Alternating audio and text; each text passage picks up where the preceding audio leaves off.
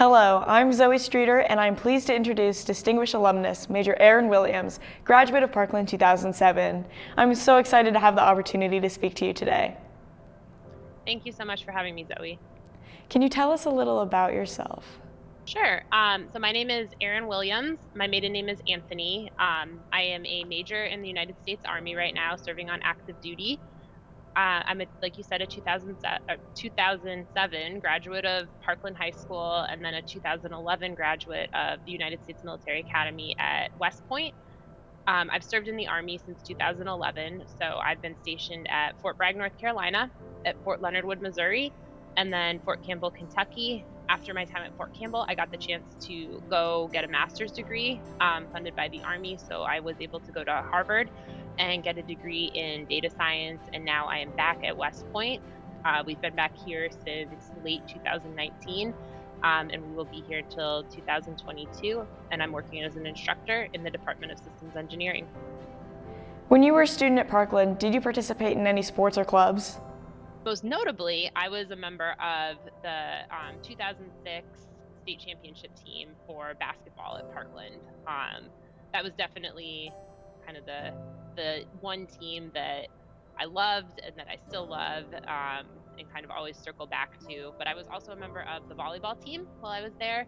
I did track for about 2 years, and I did a couple other clubs, like Key Club. I was on Student Senate. I think I did Spanish Club for a year or two. So there were quite a few different clubs that I also participated in. Was there anyone at Parkland, whether a teacher or coach, that was a major influence in your life and helped you get to where you are today? Definitely. So, the first person I think of course, is the late Patty Heffner. She was our basketball coach, and she really turned around the basketball program at Parkland. I was able to join the program as a freshman, and she was just a great coach, really cared about us as people, and really put together a great support staff of other coaches and administrators who helped us win a state championship. And besides that, she was just very invested in us as individuals. Another one who comes to mind is Megan Carmosky.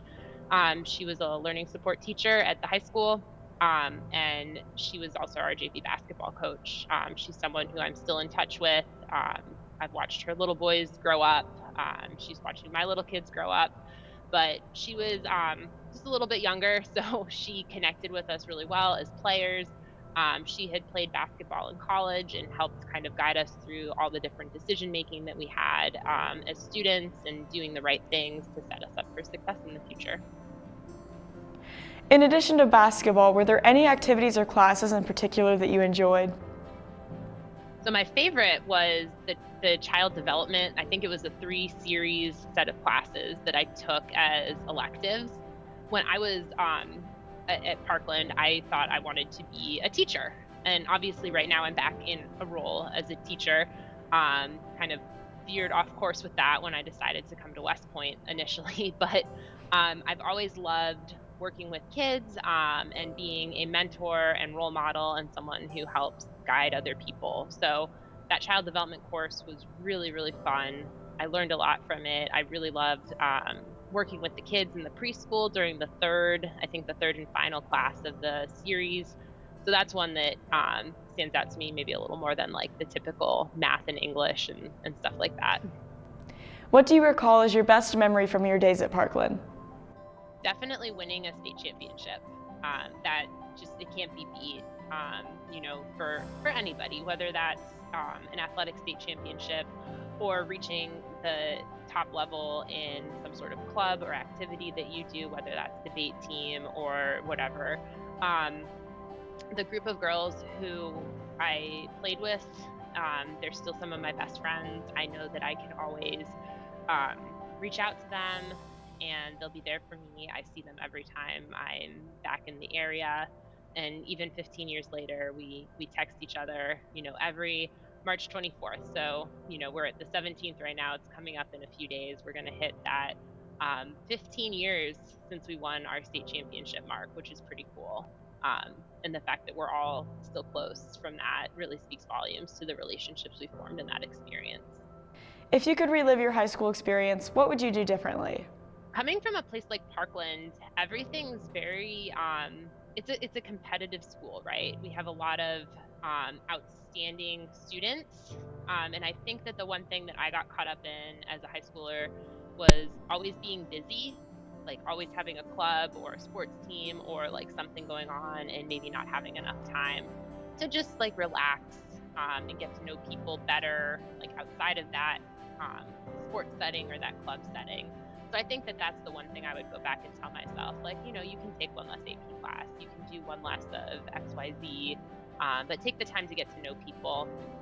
So many of my classmates have done really outstanding things, and I think investing in those relationships with them really pays big dividends down the road.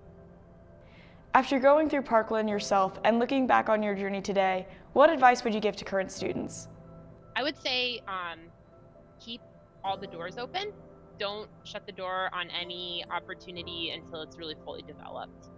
Like I said earlier, I went into high school thinking that I was going to go be an elementary school teacher, which is a great profession, and we obviously need teachers. I never imagined that as a junior in high school, my dad would force me to visit West Point and that I'd kind of fall in love with the place. And then even when I started my cadet career at West Point, I really thought that I was going to pick the best office job I could find and get out of the Army after 5 years, which is our commitment after coming to West Point. But I slowly fell in love with what the Army had to offer and a lot of the Army's culture and the opportunities that I had to help soldiers and really become a teacher in a different light, not so much in the classroom all the time, but in the field with soldiers, in garrison with soldiers, downrange with soldiers. So I was really able to fulfill that part of my career using a different medium.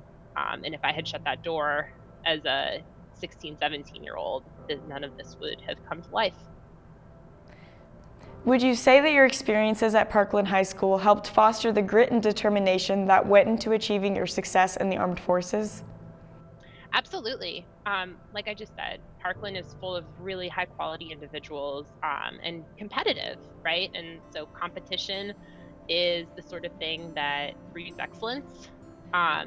In the armed forces, we see that as well. So I got a taste of that from the get-go as a high school student, and I definitely think it helped shape me into someone who was always striving for personal excellence, which helped my Army career. What was one of the most life-changing experiences you've had in your years of serving? Well, there have been a lot. They've piled up along the way. I'd say most recently probably becoming a mom. My kids are pretty young. I have a 4-year-old, a 2-year-old, and an 18-month-old. And my kind of career trajectory has changed since having kids. Initially, I was serving in all kind of the tactical positions. I was a platoon leader doing route clearance in Afghanistan. I was a company commander on the ground with soldiers in the 101st Airborne. And then I had my first baby, and I kind of had to realign some of my priorities because I wanted to be able to spend as much time as I could with my kids. And I've been able to access this whole other side of the Army that people don't see and don't necessarily think about. There's a lot of support stuff that's out there. There's a lot of opportunities to think strategically, work at places like the Pentagon and things like that afford you a little bit more of more like day-to-day stability, I guess I would say, than the tactical stuff. So that's kind of been a big influence in my life these last couple of years, kind of transitioning from the tactical stuff to the thinking stuff. What led you to choose to join the Army after graduating? So at West Point, we all have a requirement to serve after we graduate. It's a 5-year mandatory service obligation, and then we can choose to get out after the 5 years have passed. I found as a cadet that I really enjoyed the field training, and I really enjoyed the opportunities to be a leader and to mentor and to help other people. And as I got into the Army, that just continued to develop. So the positions I held really gave me the chance to impact soldiers' lives in a positive way, and I really enjoyed that and just continued pursuing it. And then as we've continued on in our careers, we've had more really wonderful personal and professional opportunities.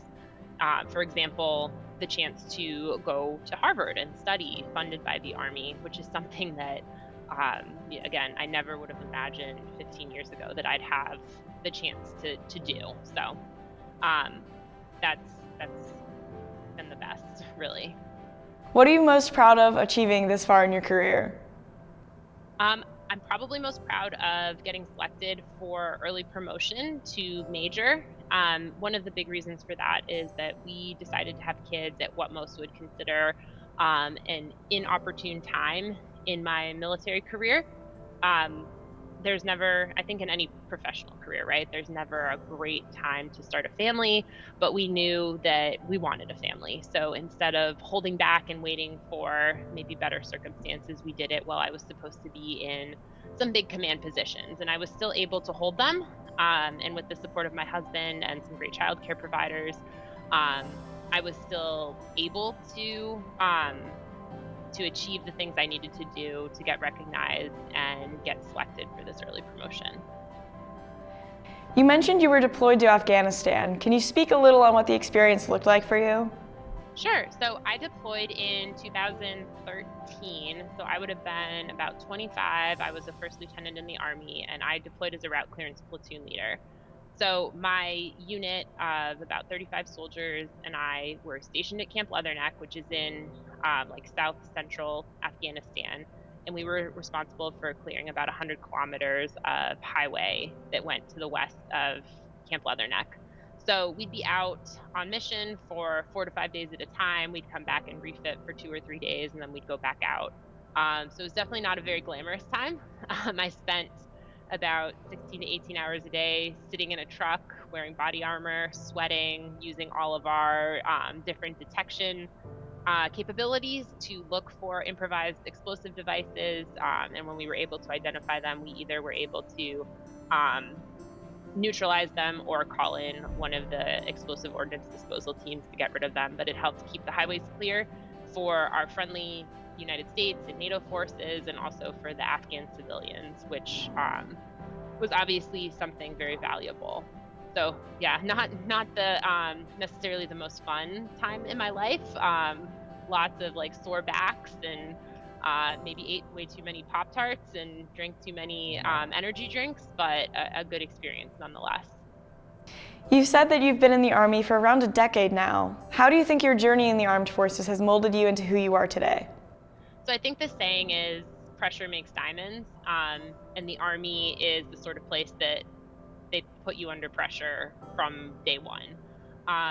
You, as the second lieutenant, are typically in a position like I just described, where you are in charge of somewhere from 25 to 50 soldiers. You kind of get a right-hand man who's your platoon sergeant, but you've got to just figure things out. You've got to learn how to connect with them. You've got to learn how to lead. And the situations range from, stateside training scenarios to deployment scenarios where there's actually lives at stake. So you're learning as, a 22, 23, 24, 25-year-old to handle that sort of pressure. And you're also learning about the people you serve with. Soldiers come kind of from all walks of life, right? And a lot of them have had a lot of hard circumstances. So you really get to connect with them and develop that empathy and find ways in which you can be a positive influence on their life and help them achieve their goals. So we've talked about the past and the present, and you've accomplished so much already. How do you think the future of your career will look? So I'm about 10 years of service complete at this point. My husband has, I think, about 12, so he's a little bit ahead of me. We're planning to stay in until what's considered military retirement, which is the 20-year mark. So we've got, probably another decade of service in front of us. We know we'll be here at West Point until 2022, and then we'll go to school in Kansas for about a year. And then after that, we're looking for a duty station where I can work at a major command. So I am now no longer an Army engineer. I'm considered an operations research systems analysis officer, which means I do big data analysis for the Army. My husband is still an engineer officer, so he needs to go to a tactical unit. I need to go to a major command. So we're hoping to go somewhere like Hawaii, which would have opportunities for both of us, or back to Fort Bragg, where we started our careers. it also has opportunities for both of us. And then after that, we'll see what unfolds in terms of duty locations. But we do think that we will plan to leave the military right around that 20-year mark, because our kids will be getting ready for high school. And I think we'll be ready to put down some roots and find a great career in the civilian sector, and just be able to have a little more stability for those last couple of years of our working life. Thank you again to Major Erin Williams for taking the time to speak with us today, and congratulations on your selection for the Parkland Education Foundation's Distinguished Alumni. Thank you so much. Have a great day. You too.